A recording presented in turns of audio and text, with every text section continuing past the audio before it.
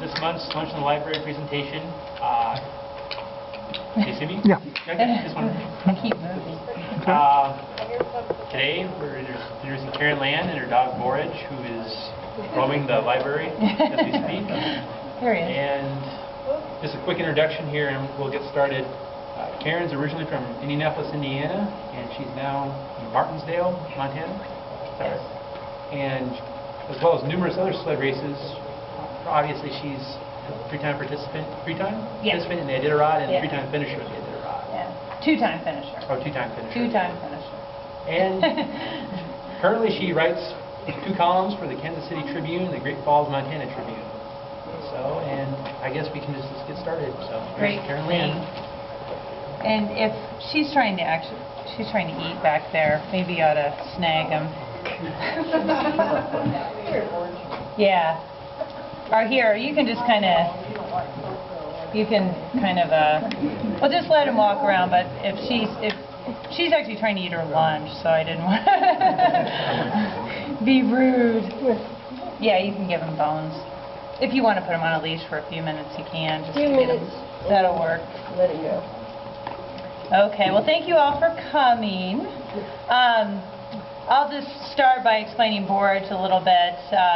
I usually just let Borage walk around while I'm doing talks. We've done over 900 talks together, Borage and I have. We've been doing this for 9 years now together. He's always been the dog I take with me to do talks, and that's why he knows what's going on. This is lunch hour. And so, actually, I just keep on a short and make him, yeah. Sit down. You can sit. Sit.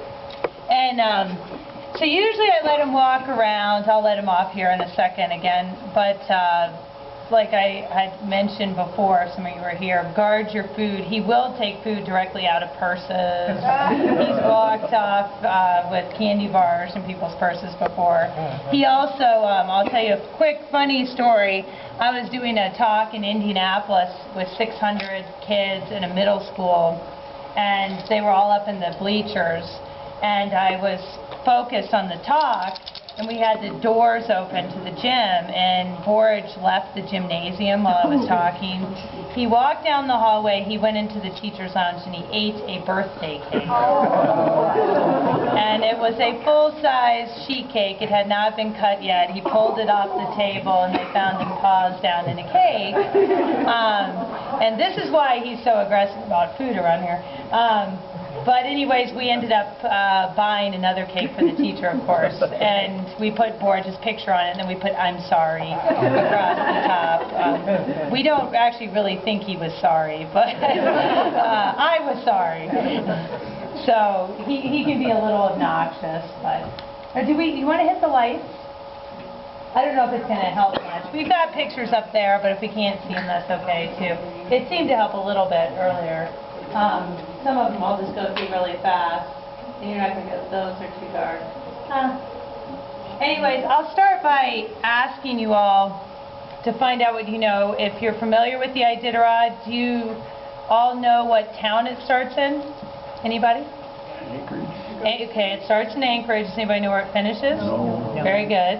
How many miles is that? 1,150. Very good, 1,150. Iditarod often says it's 1,049, and they just say that to sound fancy because Alaska's a 49 state. But it's about 1,100 miles.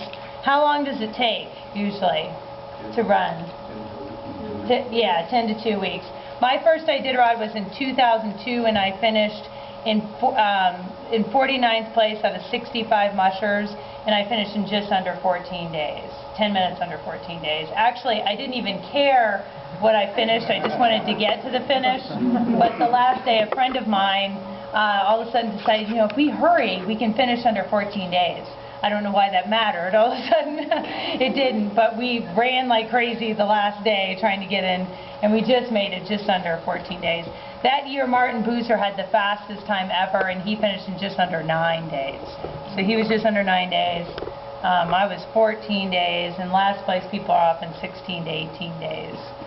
So there's a big difference between first and last. How many dogs am I running? Very good. We're allowed to start with 16. Early Iditarods, they had no idea how many dogs it would take. Somebody actually showed up with a 32-dog team one year, first year I should say. The guy didn't make it very far. When you see the gang line, I'll stretch this out later, but a gang line for a 16-dog team is just crazy long. I mean, your leaders are really far away from you. And so a 32-dog team would be a ridiculous long string of dogs. So for a while they had it at 20 dogs. And thankfully I wasn't running then, because 20 dogs is a lot of power. 16 dogs is a lot of power. But you know, an extra 4 dogs makes a huge bit of difference. And if you can think of it this way, if you've ever owned a dog or walked somebody's dog that drags you down the street or pulls on a leash, just, you know, think of it times 16 or however many. And there's just an incredible amount of power. Now, we have checkpoints along the way. We have about 20-some checkpoints along the way. And we're allowed to send out 3 80-pound bags to each checkpoint. And so we're mushing from checkpoint to checkpoint, and we can resupply. There's also vets at all the checkpoints that'll look over the dogs and make sure they're okay. And then they go through and make sure we have the required gear with us. You're just acting ridiculous. Yes, you have to sit still. When we're running with a 16-dog team, if we are out in between checkpoints, and we'll just pretend Borge is in my team and I'm mushing along. This is a sled that went all the way across Alaska on the 2004 Iditarod. And if I'm mushing along and I look up and I see that maybe Borge is limping, or he looks like he's not feeling well, he's just not into it, if he just doesn't look like he wants to run, what a musher will do is you'll stop your sled and you'll get off and you go unhook the dog from the sled, or the team, and you bring him back. This sled would be packed with gear if I was running Iditarod. So then I would take stuff out, tie it on the outside, lift up Borge, put him down in the bag, and then zip the bag up to his chin.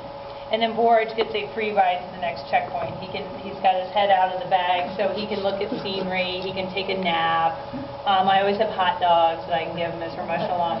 And when we get to the next checkpoint, there'll be vets there, and they'll look him over and they'll make sure he's okay, and then they put him on a plane and fly him to Anchorage.